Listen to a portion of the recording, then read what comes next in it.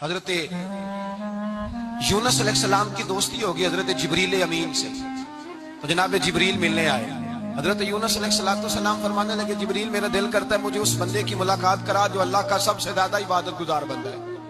حضرت جبریل امین لے گئے دور دور فلسطین کے علاقے میں، اور لے جا کر ایک بندے سے ملاقات کرائی جس کی دونوں آنکھیں بھی کوئی نہیں تھی، دونوں بازو بھی کوئی نہیں تھی، دونوں پیر بھی کوئی نہیں تھی، اور اس بندے کی زبان پر لفظ بڑا کیا جاری تھے، یا اللہ تیرا شکر ہے۔ حضرت جناب سیدنا یونس علیہ السلام کہنے لگے میں نے تجھے عبادت گزار کو ملانے کو کہا تھا، تو کہاں لے آیا؟ حضرت جبریل کہنے لگے یا یونس، یہ ہر چیز جاننے کے باوجود اپنے رب کی رضا پہ راضی ہے۔